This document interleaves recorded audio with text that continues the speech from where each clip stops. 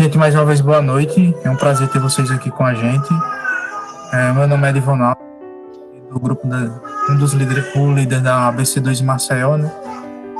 Junto com outras pessoas, toca aqui o barco em Maceió. E graças a Deus a gente está aí mais uma noite, mais um dia apresentando esse tema. E agradecer com antecedência a Leiriane, que disponibilizou seu tempo para estar com a gente aqui hoje e apresentar esse tema que, apesar de polêmico, acho que também é importante, né? Então é isso, hoje eu vou começar com oração e depois tá com a Leiriane. Senhor, nosso Deus, nosso Pai, te agradecemos por tudo. Momento, obrigado por nos proporcionou pelos recursos, que o Senhor possa hoje nos instruir nesse conteúdo, Deus, e que possamos sair daqui, Deus, mais amadurecidos, mais esclarecidos de certas questões pertinentes ao assunto, e que Cristo venha a ser glorificado. Em nome de Jesus, abençoe toda a apresentação, toda a discussão. Em nome de Jesus, amém. A paz do Senhor para todos, boa noite. Eu sou Leiriane, como eu já tinha falado. De vez em quando vocês vão ver o meu cachorro latindo no fundo aqui, mas eu não tenho como controlar ele. Então, eu gosto muito desse tema, apesar de já estar um tempinho sem estudar bastante, porque desde que eu saí da universidade, né, desde que eu concluí, eu não tenho estudado muito, mas ainda é um tema que eu gosto muito, porque a gente tem visto bastante, né, a proeminência e meio que a utilização do marxismo, né, nos mais diversos meios, e inclusive dentro da igreja, né? Eu fico muito impressionada quando eu vejo o marxismo crescendo dentro da igreja, entre jovens da igreja, entre a galera nova, às vezes nem está na universidade ainda, mas já está com um pensamento muito direcionado para o marxismo. Mas vamos lá. Eu coloquei esse tema, uma indagação, né? Existe conflito entre ser cristão e marxista, e aí eu vou estar apresentando alguns pontos do marxismo para a gente estar dando uma visualizada no pensamento do marxismo e comparando isso com a cosmovisão cristã, né? O que nós temos aprendido a respeito dos ensinamentos cristãos e o que Marx ele tem a falar sobre sociedade, sobre o indivíduo. Vamos lá. Contextualizando, eu vou contextualizar um pouquinho a respeito do próprio Marx.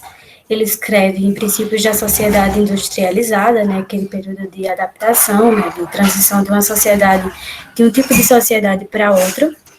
E nesse contexto, ele vai realizar uma profunda crítica à sociedade burguesa. Ele vai fazer uma análise, ele vai chamar de análise histórica, mas ele vai centrar o seu discurso, centrar a sua crítica na estrutura da sociedade burguesa. E aí ele vai dizer que existem duas classes antagônicas e de interesses irreconciliáveis no capitalismo, mas que a partir da propriedade privada, a partir do momento em que existe a propriedade privada, né, já começa a existir essas classes antagônicas. Ele vai dizer que a história da sociedade vai ser sempre vai ser pautada em uma luta de classes, né, de uma forma geral. E aí, para compreender a história, ele vai se pautar no materialismo histórico dialético. Mais tarde eu vou falar um pouquinho sobre a questão do materialismo histórico dialético, mas é só dando uma vislumbrada na forma como ele entende a sociedade.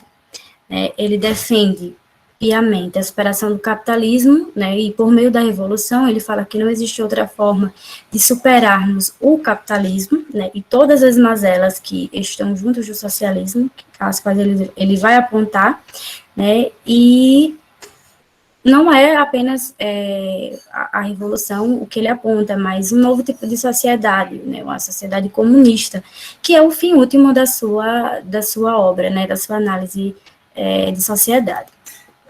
E aí, como eu já tinha falado, ele vai fazer uma análise, ele vai apontar historicamente como se deu, né, esse processo histórico até chegarmos à sociedade capitalista. Ele começa da comunidade primitiva, ele vai falar que na comunidade primitiva os homens viviam em um regime praticamente de igualdade, né, não havia exploração do homem sobre o homem, né, a sociedade ela era mais heterogênea, cada um se relacionava de uma forma, não existia padrões tão delimitados como nós temos, né, ele vai falar que a sociedade que nós temos hoje é uma sociedade cheia de padrões, cheia de morais cheia de moralidade, cheia de valores que foram construídas historicamente justamente para manter esse controle de uma classe sobre a outra, mas ele vai falar que não é uma comunidade primitiva, não. E como os homens começaram depois da agricultura e da criação de animais, eles vão poder, né, ter mais produtos, vão dispor de mais produtos, eles vão conhecer o excedente econômico, e é quando se dá o excedente econômico que a gente vai ter a divisão da sociedade em classes, uma classe que tem um poder de dominar, e outra classe que vai ser dominada. É uma classe que vai poder explorar, e uma classe que será explorada. E essa classe que vai poder dominar, né, que vai ter uma consciência dessa dominação, ela vai traçar meios de manter essa dominação, seja através da religião, seja através de valores morais, seja através, né, de ideologias bem demarcadas, essa dominação ela vai se dar. E aí ele vai chegar na sociedade capitalista, onde existe a classe trabalhadora, que é onde impera o trabalho livre, mas ele vai realizar uma crítica ao trabalho livre, né, diferente das outras sociedades de classe, onde houve a escravidão, onde houve a relação feudal, né, a sociedade capitalista é uma sociedade do trabalho livre, mas ele diz que esse trabalho livre não é tão livre assim. Inclusive, ele chega a falar, ironicamente, que os trabalhadores, eles são livres como pássaros, né, porque pássaro não tem nada, né, não tem propriedade, né, e precisa se utilizar de outros meios para sobreviver. E aí, né, como eu falei que ele faz uma crítica, né, a toda a sociedade, a toda a estrutura da sociedade, ele deixa bem claro, né, que o comunismo quer abolir as verdades eternas, suprimir a religião e a moral, em vez de lhes dar uma nova forma, portanto, ele contradiz toda a evolução histórica anterior.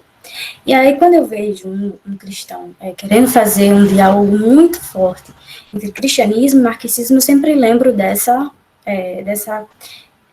frase de Marx, né? O comunismo não quer conversa, não quer diálogo, ele quer abolir essas verdades que se dizem eternas e que estão pautadas principalmente na religião e na moral. E a gente vai ver por que ele afirma dessa forma, né? Porque, para ele, a religião, a moral, elas servem, né, elas são funcionais ao capitalismo, elas são funcionais à sociedade de classe, elas são funcionais à exploração do homem sobre o outro homem.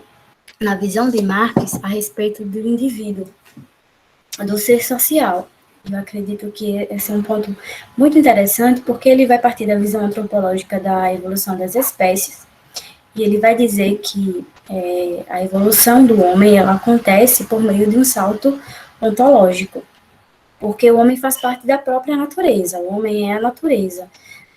A natureza é uma extensão do ser social.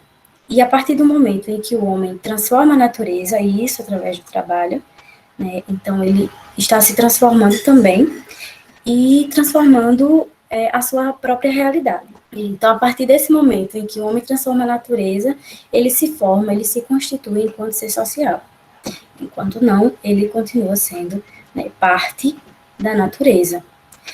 Inclusive, essa é a distinção em Marx do trabalho humano, né, para a atividade que é feita pelos animais. Porque os animais, eles transformam a natureza, né, mas é uma transformação contínua, né? Não existe uma transformação no animal. Então, o animal vai transformar a natureza, mas ele vai continuar sendo animal pro resto da vida. E por toda a sua história evolutiva. Mas o que acontece é que o ser humano, ele tem uma capacidade, de acordo com Marx, de idealizar aquilo que ele vai fazer, né? Aquilo que ele vai chamar de ideação.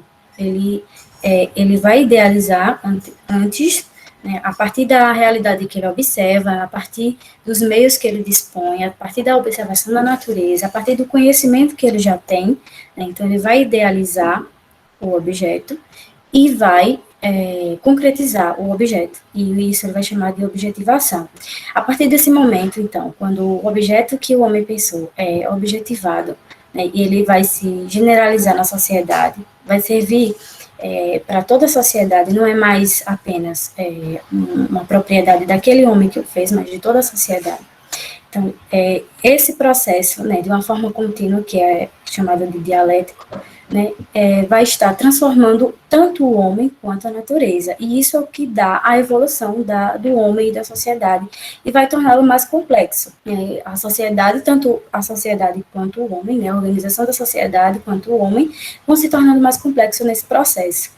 E aí outras coisas vão surgindo, como religião, como moral, né, todas estas para sustentar o tipo de sociabilidade que o homem vai criando a partir desse processo de transformação. E aqui eu coloquei essa frase de Marx a respeito da distinção entre o homem, né, e o animal na questão da produção, na questão da atividade.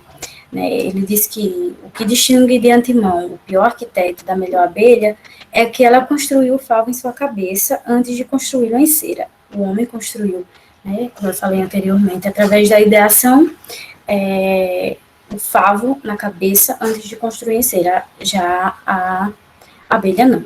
E aí eu chego na cosmovisão cristã, já para trazer essa distinção, né, do que nós acreditamos enquanto ser social e o que define o ser social para nós, o que define o homem. Em Marx, nós só chegamos a essa categoria, categoria mesmo como ele vai chamar, através do trabalho, né?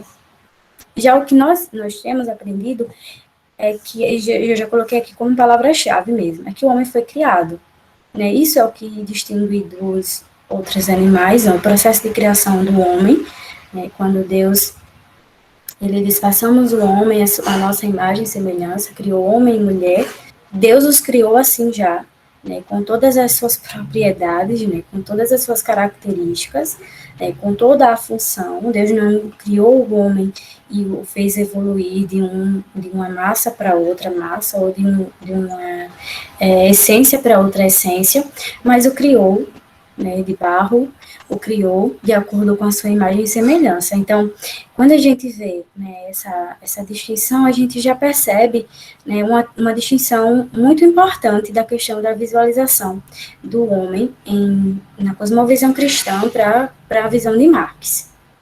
E o homem, ele é criado com fins à glória de Deus. Inclusive, Marx ele vai fazer uma crítica muito grande a isso aqui, né, de que, quem já viu, a gente afirmar que o homem foi criado para alguém, né, foi criado por alguém e com o objetivo de agradar alguém. Né, ele vai estar sempre vislumbrando isso, essa crítica. E o homem, enquanto criação de Deus, né, porque tudo foi criado para a glória de Deus, inclusive o ser humano, ele recebe a incumbência de administrar a terra. Né? Deus, essa capacidade que nós temos de transformar a natureza, ela não vem de uma evolução, ela vem do próprio Deus, né? Ela vem do ordenamento divino. Os animais se utilizam da natureza, nós também nos utilizamos, mas a diferença entre um e o outro é que Deus, a utilização que Deus deu ao homem e ao animal da terra são diferentes, né? Todos vão servir para a glorificação de Deus, mas de uma forma diferente e específica. Deus não quis que um evoluísse do outro.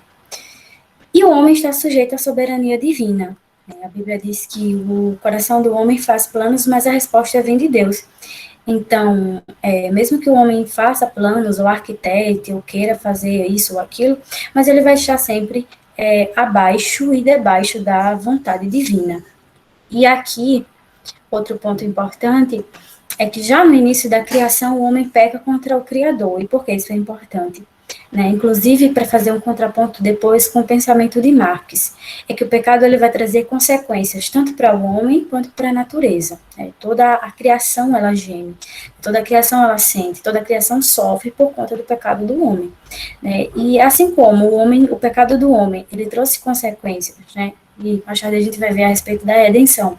Mas assim como o pecado do homem, ele trouxe consequências, a obediência a Deus, né, do homem na terra, ela também traz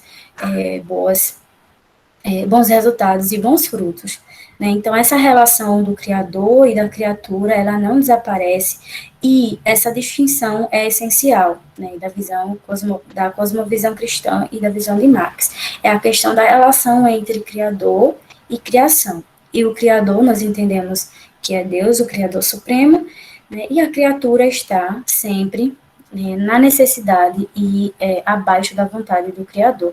E aí eu trouxe essa citação de Lessa, O professor Sérgio Lessa, ele é um marxista, um fiel marxista, e ele escreve assim: como é possível que o objeto construído possa dominar seu criador?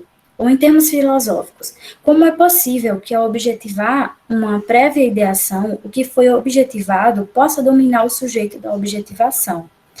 Né? E se a gente fosse, se eu não tivesse colocado a referência aqui, isso aqui me parece um cristão falando, né, a respeito da nossa relação com Deus, né, da nossa dependência de Deus. Mas é a forma como o marxismo ele vai enxergar o homem no centro do universo, né, no centro da Terra, no centro das vontades, e criando e transformando e elaborando e transformando da forma que quer, do jeito que quer, como se não houvesse nada que o pudesse parar.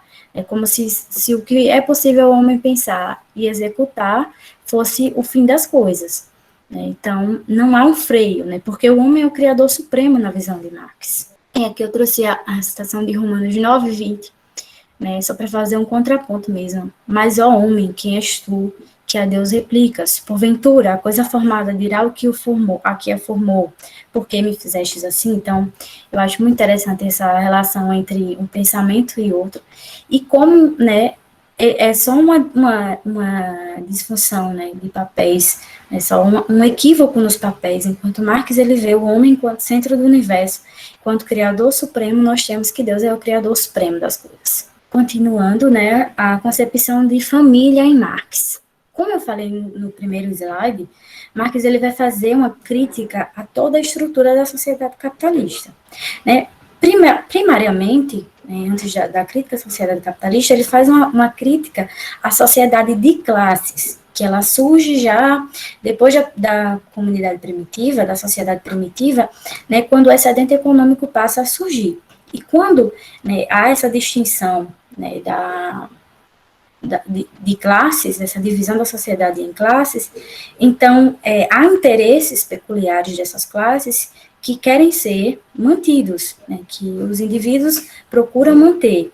Né? Então, para manter esses interesses, né, tudo vai girar em torno da economia, tudo vai girar em torno das questões econômicas, como tudo como a gênese de tudo está no processo de produção, né, o próprio homem, segundo Marx, ele é formado no ser social quando ele produz. Então, as desigualdades também elas vão ser formadas na produção, né, na forma como os homens se reúnem para produzir, de acordo com Marx. Né? Então, todas as distinções, todos os problemas, todas as disfunções e toda a estrutura da sociedade, ela também vai se dar na forma como os homens se reúnem para produzir. Não sei se está conseguindo passar para vocês a ideia. Mas é isso. Né? Então, ele vai fazer uma crítica a todas as estruturas e instituições que fazem parte da sociedade capitalista, da sociedade de classes. Né? Ele vai dizer que a partir do momento que começou a surgir a comunidade, a propriedade privada, né, houve essa preocupação com o interesse de manter a propriedade privada com a herdade.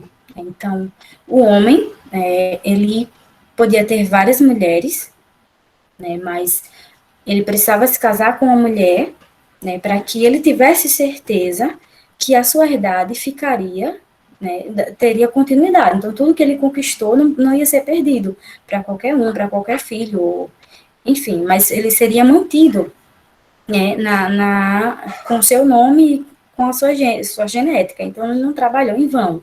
Né? Então, o seu status social, a sua condição social e econômica seria mantido pelos seus filhos e pelo herdeiro legítimo, né, que ele podia comprovar que era dele e não de outro homem. Então, por isso, passa a existir o casamento monogâmico, ou seja, o fim do casamento monogâmico é um fim econômico, é um fim social na medida em que se dá para manter interesses de uma classe, interesse de indivíduos que possuem um status e uma riqueza social que precisa ser mantida, mas econômico nesse sentido, né, de manter-se a riqueza, garantir-se a riqueza em nome do proprietário. E aí, né, ele vai pensar essa sociedade estruturada no patriarcado, né, centrada na figura do homem, e vai dizer que é um tipo de relação, um tipo de instituição que vai explorar a mulher não vai ter vez, a mulher não vai ter voz, a mulher vai perder direitos, né, a mulher vai servir como um objeto de reprodução e nada mais, né, inclusive o Sérgio Lessa, ele escreve o livro Abaixo a Família Monogâmica,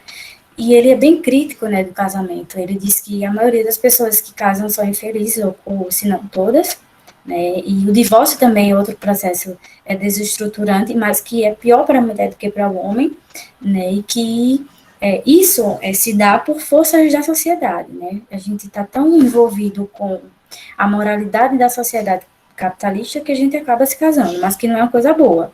Eu já falei isso aqui, né? Família patriarcal como meio de manutenção da propriedade privada.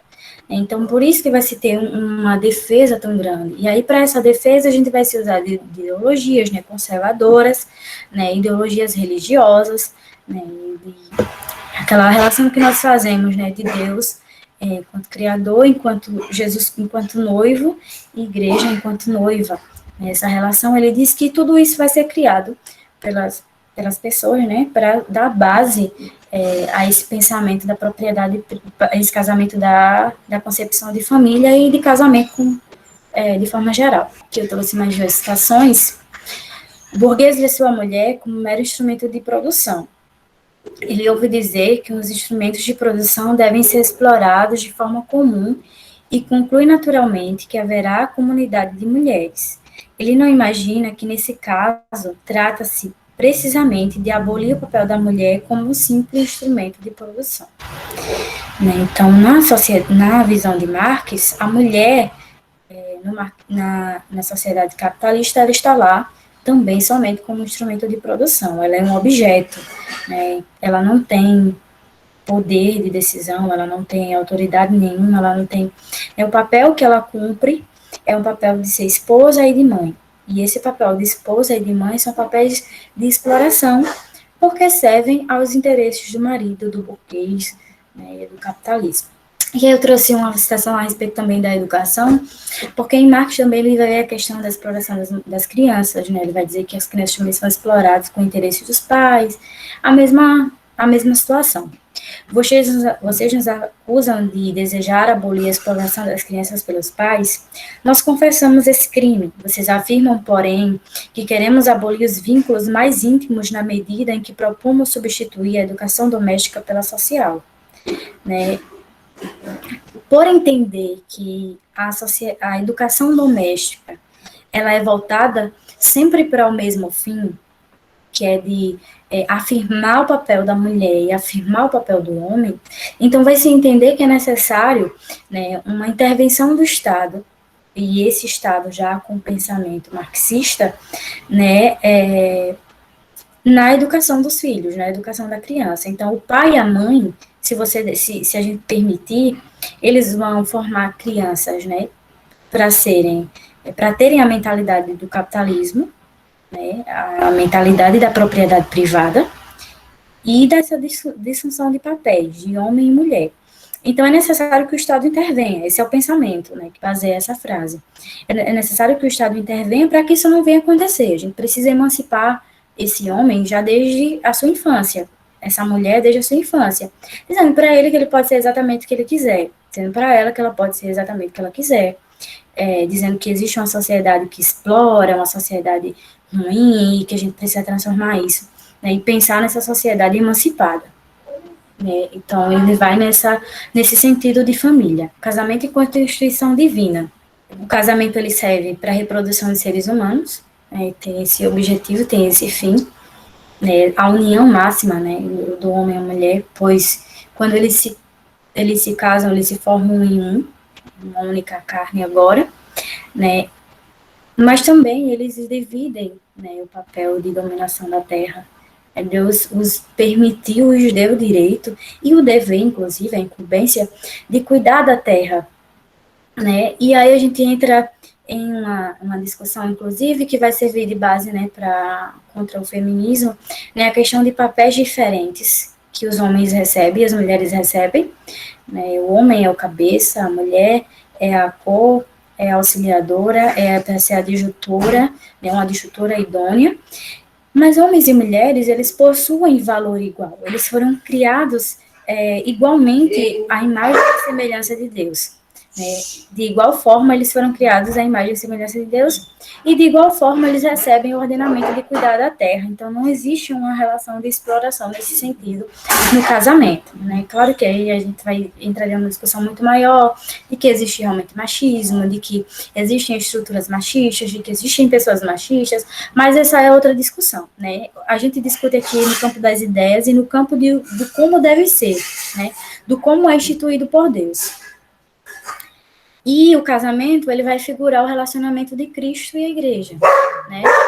Cristo representando, né? O homem representando o próprio Cristo enquanto líder, enquanto autoridade, e a igreja, né? A mulher sendo representada aqui nessa relação, né? E tendo papéis diferentes também, né? E isso não diminui, né? Não tira a importância, né, da igreja de Cristo, mas nos dá um claro papel, né, um claro direcionamento de onde estamos e do que devemos fazer. E aqui eu trouxe a citação de Gênesis. Então exclamou Adão: este assim é osso dos meus ossos e carne da minha carne. Ela será chamada mulher, porquanto do homem foi extraída. Por este motivo é que o homem deixa a guarda de seu pai e sua mãe para unir-se à sua mulher, e eles se tornam uma só carne. Aqui a gente tem a instituição do primeiro casamento, né, pelo próprio Deus. E a religião, como é vista em Marx. Marx, ele não fala especificamente do cristianismo, tá? Eu não vejo ele falando muito do cristianismo, não. Mas, quer dizer, ele fala de religião de uma forma geral. Por exemplo, quando ele fala de religião sendo o ópio do povo, ele fala de uma forma geral. Então, ele meio que critica todos os tipos de religião. Mas, as obras de Marx, elas usam muito metáforas, né, relacionando o cristianismo, né, elas são muito irônicas quando elas falam, muitas vezes, fazendo ironia com o próprio cristianismo para explicar um pensamento de Marx. Por exemplo, a questão da acumulação primitiva do capital. O que foi a acumulação primitiva do capital? Foi o momento de expropriação dos camponeses, né? Eles perdem as terras, lá no feudalismo, né? Eles perdem suas terras, eles perdem seus direitos de propriedade, e agora todas essas terras elas vão ser concentradas para a classe burguesa, para essa classe que vai dominar, né? Vai ter vai ter a detenção dos meios de produção, né? A propriedade dos meios de produção. E ele vai chamar isso de pecado original, né? Assim como Adão, ele é expulso do Jardim do Éden com nada, né? Somente com a sua força de trabalho, né? E com a ordenança de trabalhar e sobreviver da terra, né? E sobreviver do uso, né, da força de seu trabalho. O homem também, o camponês, ele é expropriado, ele perde a sua terra, ele perde, né, o seu meio de subsistência, e agora ele é livre como pássaro. E ele vai chamar isso de pecado original. Então a gente vai ver em vários momentos da obra dele ele fazendo esse tipo de ironia, né, relacionando o cristianismo. E quando ele fala de alguns pensamentos específicos de moral, né, de valores, ele vai sempre falar de valores e morais que estão relacionados ao cristianismo também, né. E ele vai falar que a religião ela exerce um poder de alienação.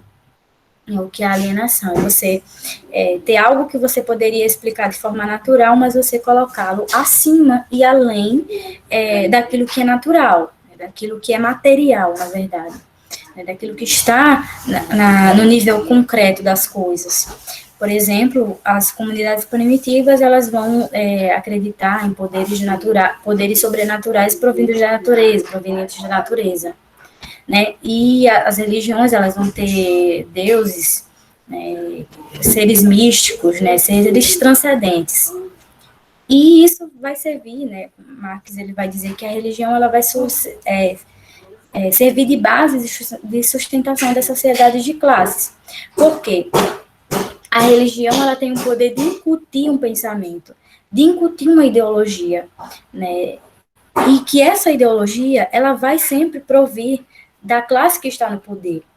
Não é a classe que é explorada, que é dominada, que vai produzir o conhecimento, que vai produzir o saber, que vai produzir a ideologia. Não.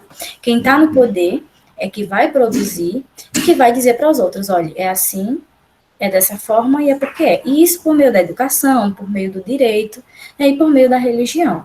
Então, quem está no poder tem o interesse de manter o poder e vai, né, elaborar ideologias que vão ser funcionais ao seu status. E a religião também ela vai propiciar a exploração do homem sobre o homem, né? Nesse sentido aqui, de que ela dá sustentação à sociedade de classes, mas também porque ela cria, né, instituições de exploração, como, por exemplo, o casamento. E em Marx também, a gente vai ter que não existem verdades eternas nem valores eternos. Porque lembrem lá que em Marx, né, é o homem que constrói tudo, é o homem que cria tudo, através da transformação da natureza. Então, tem o homem natural, né, tem a natureza, e o homem vai transformar a natureza a partir desse momento.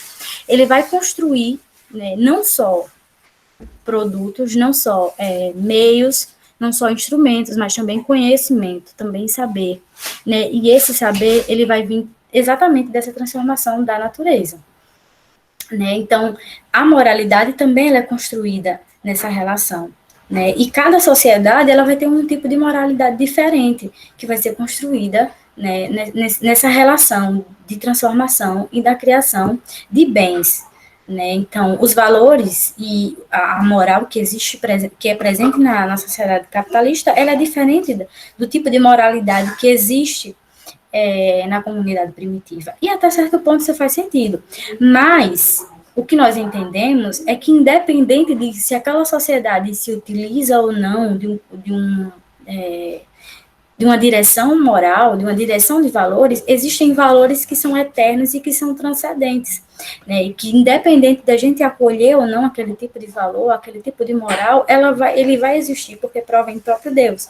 Então, se a nossa sociedade ela mudou e não adere a um tipo de moralidade, deixa de ser ou passa a ser ultrapassado, mas existem valores eternos que transcendem a humanidade, né? E estes valores, eles provêm do próprio Deus, das ordenanças de Deus, da instituição divina. Todo conhecimento da construção histórica, e aí daí parte a questão da própria moralidade, né, dos próprios valores, tudo isso é construído quando o homem está construindo, né, e está transformando a natureza.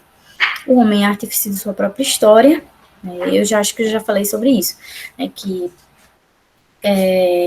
em Marx não existe o transcendente, né, aquilo que vai para além da materialidade.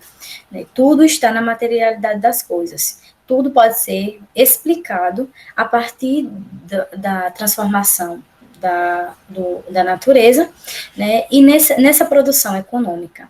E o Estado, né, em Marx, o Estado ele vai ser um instrumento de dominação de uma classe sobre a outra, né? O Estado capitalista, né? O Estado capitalista e os estados que ele vai citar, né? O Estado no escravismo, o Estado no feudalismo, ele vai dizer que ao longo da história o Estado ele serviu, né, para sustentação e da predominação de uma classe sobre a outra. Mas ele vai falar depois de um tipo de Estado, né, no processo de transição do capitalismo para um comunismo, que é um Estado que ele reúne toda a classe trabalhadora, né, e vai ser o meio, né, de transição, né, o meio de revolução do capitalismo para o comunismo. Né, mas enquanto o Estado que nós conhecemos é o Estado que simplesmente se utiliza da força, né, da violência, da lei, da força policial, né, para manter a riqueza nas mãos da classe que domina. Eu já falei sobre esse ponto. E aí eu falo um pouquinho sobre a concepção de Estado, né, na nossa visão, na visão cristã. Primeiro que a gente tem um Estado que é concedido por Deus. Né, o povo de Israel era governado pelo próprio Deus, mas pediram um rei a Deus, né? E a gente vê claramente que não era algo que fosse tão agradável, uma ideia tão agradável, porque eles tinham a governança do próprio Deus, mas como os países vizinhos, as nações vizinhas possuíam esse tipo de organização, então chamava a atenção, né? E quando Deus ele institui o Estado em Israel, né, quando Deus dá um rei a Israel, propriamente, porque o Estado, de certa forma, ele já existia, né, através de leis, através de uma organização burocrática, digamos assim, uma organização hierárquica, né, mas quando o rei ele é concedido a Israel, então Deus ele já diz, olha, vocês vão receber um rei, ele vai governar, ele vai estar acima de vocês, ele vai ser o representante de vocês, mas ele também vai construir exércitos, ele vai utilizar os filhos de vocês para exército, ele vai cobrar impostos, né? Então Deus já deixou avisado ao povo como seria, né? Se isso é positivo ou negativo, não vem ao caso, mas Deus já deixou exatamente como seria, né? A relação do povo com o Estado. E, de qualquer forma, eu disse que não era coisa, não sei se era bom ou se era ruim, mas a autoridade ela é instituída por Deus, né? A gente vê a importância de existir uma autoridade acima dos demais. Há necessidade de haver uma organização dessa forma, né? A ideia de que todos possuem os mesmos direitos, as mesmas funções, não direitos, mas mesmas funções e a mesma capacidade de gerir, a mesma capacidade de estar à frente, parece não funcionar, parece haver uma necessidade de realmente haver uma autoridade, né, que está acima, que comanda, né, e quando a gente fala de Estado, a gente fala de limites ao Estado, né, o Estado não pode ser todo poderoso, o Estado não pode comandar todas as esferas da vida das pessoas, né, inclusive, por exemplo, quando a gente falou da questão da educação, né, a intromissão do Estado, né, na educação, na formação das crianças, por exemplo, isso é um absurdo, mas o Estado é necessário, né, nessa organização, nesse tipo de organização. E quando a gente fala de Estado na questão de autoridade, ela é instituída por Deus. E aí eu trouxe uma visão esqueci o nome do autor, deixa eu olhar aqui. Wayne Grudem e Barry Asmus, eles escrevem Economia e Política na Cosmovisão Cristã. Eu trouxe somente algumas ideias deles, né, quando eles falam de mercado e cosmovisão cristã. Primeiro que Marx ele vai dizer que o capitalismo ele vai transformar tudo em mercadoria, né? Os serviços são mercadorias, as relações sociais elas estão mercantilizadas também, a gente entende tudo com a relação de troca, né? Todas as coisas estão à mercê do dinheiro, né? Então, se eu tenho dinheiro, eu compro. E eu trouxe, inclusive, essa citação dele: com o dinheiro compra-se até amor sincero. Ele está citando alguém aí nessa frase, mas eu não lembro quem é. Mas acho que está no livro Capital de Marx. E aí, né, a relação que se estabelece de acordo com Marx no capitalismo, ela nunca vai ser um tipo de relação em que pode haver um equilíbrio, né, ela sempre vai ser de exploração, tá? Então, o capitalismo, desde as suas bases, né, as suas consequências, a sua evolução e a sua visão, a sua ideologia é completamente ruim, né? Mas aí eu trouxe alguns pontos, né, apesar de acreditar que a gente não vê na Bíblia uma apologia, né, a um modo de produção específico ou a um direcionamento político específico. O que a Bíblia diz, né, que é independente da forma como os homens se organizam, independente da forma e da estrutura da sociedade e em qual momento da evolução da sociedade, da história da sociedade nós estamos, é que o homem precisa temer a Deus, né? E há princípios que devem ser obedecidos do começo ao fim, né? Em todos os tipos de organização, em todos os tipos de relação, né? E é claro que a Bíblia ela vai sempre falar sobre se o servo é servo, então o servo deve agir dessa forma, se é um trabalhador deve agir dessa forma, se é um escravo deve agir dessa forma, se é um senhor de escravo deve agir dessa forma, se é esposo deve agir dessa forma, se é esposa deve agir dessa forma. Então há valores, né, para todas as relações, né, para essas relações. Há valores que precisam ser observados porque são valores que provêm do próprio Deus. E aí eu citei aqui algumas orientações do livro, né, algumas visões do livro. Eles vão dizer que as pessoas são moralmente responsáveis por suas ações. Eu acho isso aqui muito interessante, porque em Marx a gente vai ter, né, uma aparente transformação, né, de a classe dominante é sempre ruim, E a classe trabalhadora, ela parece ser afável, né? Ela parece ser boa, né? Como a exploração, né, deu a ela essa ingenuidade, talvez, não sei. Mas, né, eu trouxe uma citação aqui de Êxodo, né?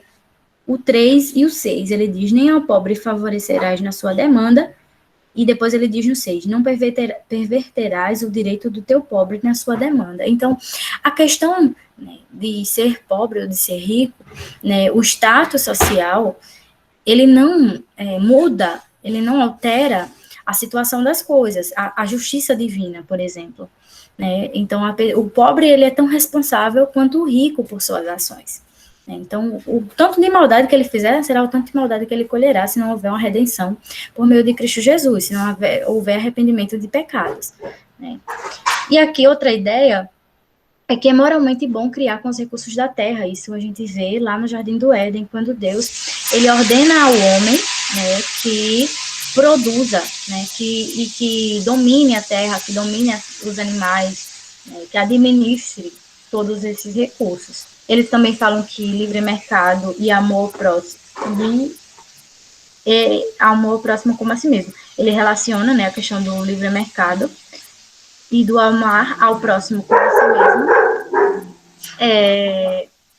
Porque no livre mercado, né, a gente teria as condições de desenvolver produtos, né, pensando na demanda da sociedade, né, pensando em como eu posso vender esse produto, além da questão da liberdade de produzir, na questão da liberdade de também oferecer trabalho, né, oferecer produto e oferecer trabalho. E a questão do empregado e empregador, uma relação de bondade mútua, porque assim como eu preciso de um empregado, né, enquanto eu tenho um meio, né, de venda ou de produção, uma indústria, uma loja, o empregador, a pessoa que precisa de emprego também vai precisar dessa relação. Então, ambos são beneficiados. Então, não existe um prejuízo. Já em Marx, essa relação ela vai ser sempre negativa. E por quê? Porque em Marx, ele diz que existe uma coisa chamada de mais-valia. O trabalhador, ele trabalha 8 horas, digamos assim, mas ele não recebe as 8 horas que ele trabalha. Ele recebe um valor X que vai ser suficiente para sua manutenção enquanto trabalhador. Por exemplo, um médico, ele trabalha 8 horas, não trabalha 8 horas, mas eu vou usar como exemplo. Mas ele não recebe pelas 8 horas trabalhadas. Ele recebe um valor que vai ser sempre suficiente para o manter enquanto médico. Alguém que trabalha na indústria da mesma forma. Então, esses valores eles vão ser menores ou maiores, porque serão suficientes para manter aquele profissional, né, aquele trabalhador, na sua classe, né, no seu nível de consumo e no seu nível de vida. Então, ele não vai ter possibilidades de mudança. E mesmo que ele tenha possibilidades de mudança, né, essa relação é sempre exploradora, porque o capitalista ele não paga ao trabalhador as 8 horas trabalhadas. Ele paga um valor de 2 horas ou 4 horas, e o resto, que ele vai chamar de mais-valia, ele se apropria. E é nessa relação que se forma a riqueza do capitalismo, tá? Não é nessa relação de lucro, propriamente dito, de vender o produto, mas é na produção. É no momento em que o trabalhador está transformando a matéria enfim, né, em produto, que a riqueza se dá, né, no sistema capitalista. Então, essa relação entre empregado e empregador, na visão marxista, ela vai ser sempre negativa. E aqui ele vai defender a questão de que negócios são moralmente bons, desde que transcorram com justiça e honestidade. É mais ou menos aquela ideia de que existem valores, né, em todos os tipos de relações. Se eles forem obedecidos, então a gente tem, né, se eles olharem para o padrão divino, eles estão corretos, né? A partir do momento em que, inclusive a Bíblia vai falar sobre isso, né? Se você comprar algo, você pague, né? Se você negociar, seja justo. A Bíblia, inclusive, vai condenar aqueles que praticam, né, que emprestam com o objetivo de cobrar muito mais daquilo que foi emprestado, né, de emprestar para quem sabe que não vai pagar, porque sabe que vai correr juros, né, e que vai ter um lucro maior em cima daquilo, né? O que vai poder explorar, o que vai poder manter algum certo tipo de domínio, né, a respeito daquilo. E aí, em Marx, ele vai dizer, ele vai ver como essa moralidade capitalista ela vai ser incrustada em todas as coisas, em todos os tipos de relações, né? Desde aquela que é estabelecida na produção propriamente dita, da indústria, né, da transformação da matéria bruta em produto, quanto nas outras coisas. Ninguém faz nada de graça mais, porque tudo é transformado em mercadoria. Né? Até o próprio homem ele está transformado em mercadoria, a partir do momento em que ele precisa vender a sua força de trabalho para poder sobreviver. Então, ele também está nessa relação, ele também é mercantilizado enquanto força de trabalho. Eu coloquei aqui pontos de aproximação entre o marxismo e o cristianismo. E aí, antes de falar um pouquinho a respeito desses pontos que eu coloquei, vou falar um pouquinho da minha experiência na universidade. O primeiro livro que eu li quando entrei na faculdade foi A Situação da Classe Trabalhadora na Inglaterra, de Engels. Né? E, assim, o livro, ele traz uma visão estarrecedora da indústria, né, da indústria capitalista, né, de como se dava essa relação, né, e era uma relação absurdamente de exploração, né, mulheres trabalhando e chegavam a ficar com seus corpos atarracados, como ele mesmo utiliza, né, os corpos não desenvolviam porque as mulheres começavam a trabalhar desde crianças com suas mãos amputadas, com membros amputados, porque trabalhavam e às vezes as eram utilizadas, né, para em espaços pequenos, insalubres, né? E, enfim, tem todo esse desenho de realidade, e eu, quando li o livro pela primeira vez, eu fiquei, meu Deus do céu, que mundo é esse? Né? E o capitalismo é o inferno, e fiquei com aquela coisa assim, e meu Deus. Inclusive, eu acredito que esse seja um dos pontos de que muitos jovens, né, e principalmente pessoas que entram na universidade cedo, que ainda estão formando opinião e tal, acabam trilhando para os caminhos do marxismo, porque isso choca um pouco a realidade, né? Um choque de realidade, e você diz, meu Deus, realmente o mundo é injusto. E aí ele não para só nisso, né? O próprio caminho da universidade, ele vai te fazendo, primeiro, odiar as relações que estão ali postas, depois odiar as instituições que sustentam. Aí começa a falar da igreja, a igreja católica, a igreja protestante, e aí começa a dizer, olha, são eles que fazem a sustentação, né? E quando você vê o sofrimento das pessoas realmente chega a chocar, né? Chega a dar aquela angústia, aquela agonia. E essa foi a minha experiência com a universidade. E eu comecei a estudar o marxismo e eu cheguei a um ponto de dizer, não, o marxismo, o Marx, ele pensou quase igual a Jesus, só que foi um pouco diferente. Né? Eu faço igual, mas não faço tão igual assim. Né? E aí, nesse pensamento, né, não sei se vocês conseguiram acompanhar as minhas viagens aqui, mas é que eu coloquei aqui, que Marx, ele realmente consegue perceber em certo ponto, um sofrimento que é real.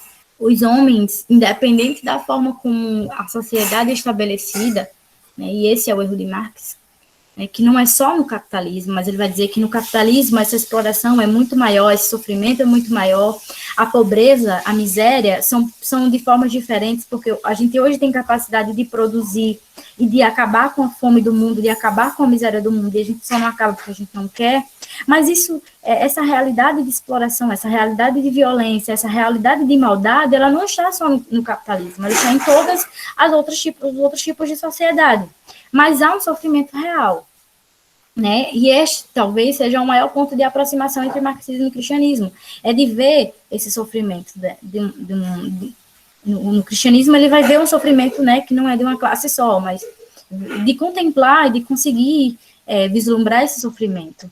Né? Os profetas, quando eles escrevem, né, a respeito do castigo que viria se Israel não voltasse para Deus, não se voltasse para Deus, eles falam várias vezes da injustiça social, eles falam várias vezes de como o Estado, né, de como os sacerdotes, de como aqueles que tinham o poder, eles se aproveitavam, exploravam, eles pervertiam o direito, pervertiam o juízo, eles exploravam, eles eram enfim, toda a sociedade estava sendo no mesmo barco, né, na mesma situação. de exploração, de injustiça, né, de desigualdade, e Deus, ele vai falar contra isso, né? Ele vai predizer contra isso. O livro de Eclesiastes, Salomão escrevendo, várias vezes ele vai falar sobre a injustiça, né, que os homens produzem, a pobreza que os homens produzem, a miséria que os homens produzem, né? Então, o cristianismo e o próprio Jesus Cristo, né, quando Isaías ele vai escrever um homem de dores, um homem experimentado nos trabalhos, ele vai sofrer toda essa carga de sofrimentos que nós conhecemos. Então, esse é um ponto de aproximação entre o marxismo e o cristianismo. Outra coisa é que ele vai dizer que reformas não solucionam o problema radicalmente.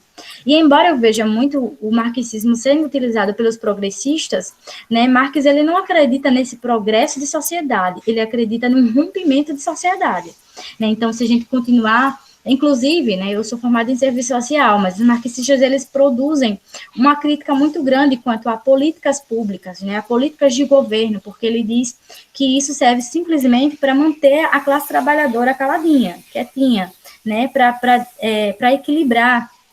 Inclusive, quando o serviço social ele surge enquanto profissão, inclusive, né, ele vem dessa forma, para manter a classe trabalhadora, né, sob as rédeas, né, organizadinha, né, com bons hábitos, né, não se dando aos vícios, não se dando à prostituição, trabalhando certinho, estudando, né, juntando um dinheirinho, ou utilizando o dinheiro, né, para bens duráveis.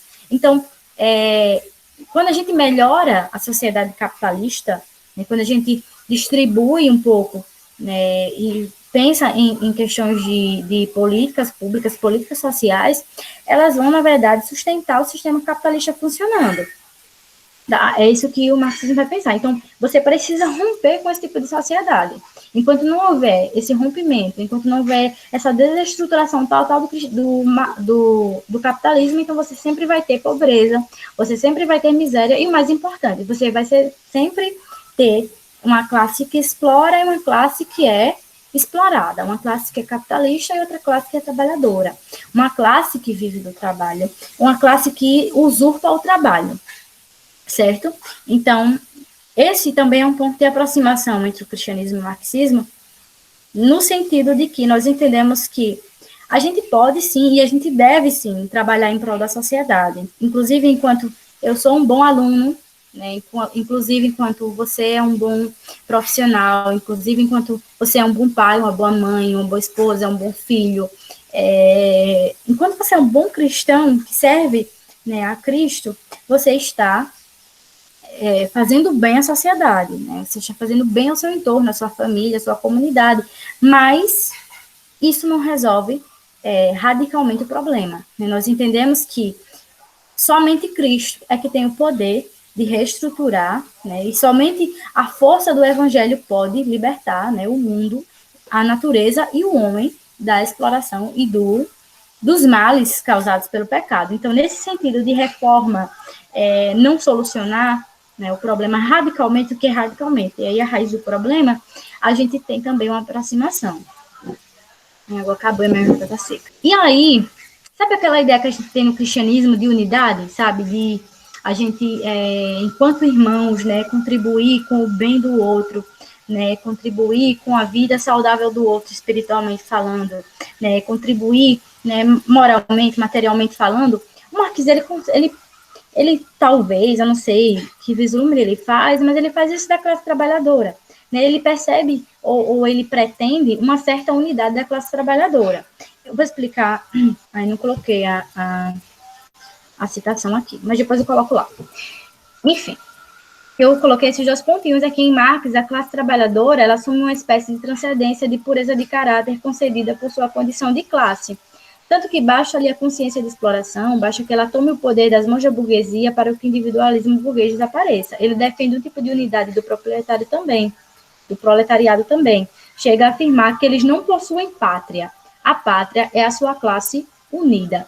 Né? Aquela visão da gente de que nós não temos pátria também, de que nós, em Cristo também nós estamos unidos enquanto igreja, né? Essa unidade cristã, ele faz essa transposição para o proletário também. E aqui a gente tem os pontos cruciais de distinção, né, apesar de todos aqueles outros pontos que nós trabalhamos anteriormente, né, e até fazendo contraponto com esses outros anteriores aqui a respeito da classe proletária, tem esse primeiro ponto. A Bíblia diz que todos pecaram, então o homem está inclinado à maldade. Se ele nasce rico, se é pobre, né, se é branco, se é preto, se é mulher, se é homem, se é criança, se é adulto, o homem está inclinado para a maldade. Davi, ele disse que em pecado ele foi gerado, em pecado lhe concedeu a sua mãe. Então, a Bíblia diz também que todo homem pecou e destituído está da glória de Deus, e nós entendemos que a glória de Deus é o que faz essa distinção, né? E então todos os homens pecaram, né? Então não existe uma bondade que é iminente ou que é relacionada ao tipo de classe que você participa, né? Eu não sou melhor porque eu sou alfabetizada, né? Eu deixei de ser ruim porque, enfim, não. Então a maldade está intrínseca à condição humana, né? O pecado está intrínseco à condição humana. Então, a maldade, ela continua a existir, ela desde o pecado de Adão. Revolução por meio das forças humanas. Como Marx, ele diz que o homem é o artífice de sua própria história, é o homem que cria, inclusive a moral, inclusive os valores, inclusive a religião, inclusive Deus é criado pelo homem, né, no processo de alienação, no processo de estranhar a sua realidade, a sua materialidade, explicar os fatores, explicar a vida, explicar a sociedade a partir de um Deus, né, foi o homem que criou para explicar as coisas. Então é o homem que pode também destruir o tipo de sociedade, de sociabilidade existente, que é o capitalismo, e construir outro tipo de sociedade, que é o comunismo. Então, o poder está centrado nas mãos do homem, né? É só o homem tomar consciência disso, no caso, a sociedade, a classe trabalhadora, tomar consciência disso, tomar o poder em suas mãos, né? Tomar os meios de produção em suas mãos. E a gente acredita que só há uma redenção por meio de Jesus, né? Por mais que nós nos empenhamos em fazer o bem, por mais que nós nos empenhemos em fazer bem aquilo que nos vier à mão para fazer, a transformação total e a redenção total, ela só é concedida por meio de Jesus Cristo. Até porque toda a maldade humana, ela está relacionada diretamente com o pecado do homem. Por um homem só entrou a morte no mundo, entrou o pecado no mundo. E por meio de Jesus Cristo, né, por meio também de um único homem, é que entra a redenção. Então, nós acreditamos nessa relação, né, na relação do pecado com os problemas sociais, com os problemas econômicos, com os problemas de desigualdade, de injustiça. O pecado é a base dos problemas, e nós explicamos a base dos problemas no pecado, e nós explicamos a solução em Jesus Cristo. Não há solução fora de Deus, não há solução fora de Jesus, né? Acho que essa é a base, né, de distinção do cristianismo para Marx. Os comunistas não ocultam suas opiniões e objetivos, isso é Marx falando. Declaram abertamente que seus fins só serão alcançados com a derrubada violenta da ordem social existente, que as classes dominantes tremam diante de uma revolução comunista. Os proletários não têm nada a perder nela, além de seus grilhões. Tem um mundo a conquistar. Proletários de todos os países, univos. E aqui eu trouxe em contraponto, né? Eu esqueci de colocar a referência aqui, mas é de Apocalipse. Depois vi um novo céu e uma nova terra. O primeiro céu e a primeira terra tinham desaparecido e o mar já não existiam mais. Vi também a cidade santa, a nova Jerusalém, que descia do céu da parte de Deus. Ela estava vestida como uma noiva enfeitada para o seu marido. Então ouvi uma forte voz que vinha do trono dizendo: agora a morada de Deus vai ser com os homens. Deus habitará com eles e eles serão povos de Deus. Então o próprio Deus estará com eles, e eles lhes será por Deus. Deus enxugará todas as lágrimas de seus olhos, e a morte já não existirá mais. Não haverá mais luto, nem choro e nem dor, porque as coisas velhas já passaram. E aquele que estava sentado no trono disse, e essa é a distinção principal de uma citação para outra: olhem, eu estou fazendo tudo novo. Enquanto a gente vê na primeira citação, né, citação de Marx, a transformação, né, a perca dos grilhões, né, a conquista de uma liberdade, a conquista de uma revolução, de uma emancipação do homem. A gente vê nas palavras de João uma transformação também, mas essa transformação ela vem do próprio Deus que está sentado no seu trono. Eu vou citar aqui o Lewis, e ele diz: quase toda educação procura silenciar essa voz tímida e persistente dentro de nós. Quase todas as filosofias dos nossos tempos foram elaboradas para convencer-nos de que o bem do homem encontra-se nesta terra. Contudo, é curioso como certas filosofias de progresso ou evolução criativa acabem por atestar relutantemente que o nosso verdadeiro alvo esteja em outro lugar. Note a maneira como pretendem convencê-lo de que a Terra é seu lar. Começam tentando persuadi-lo de que a Terra pode transformar-se em céu, driblando assim a nossa sensação de exílio. Então, o cristão, acredito eu, não pode perder de vista essa distinção, né? Porque a gente, às vezes, acaba se deixando levar por essa necessidade de transformar a Terra no céu, né? De transformar as coisas e transformar por meio de nós mesmos. Né? A gente tem um ID superior, que é levar o evangelho a toda criatura, anunciar as boas novas do evangelho, amar a Deus, né, sobre todas as coisas, e ao nosso próximo como a si mesmo, e resume-se nisso. Né?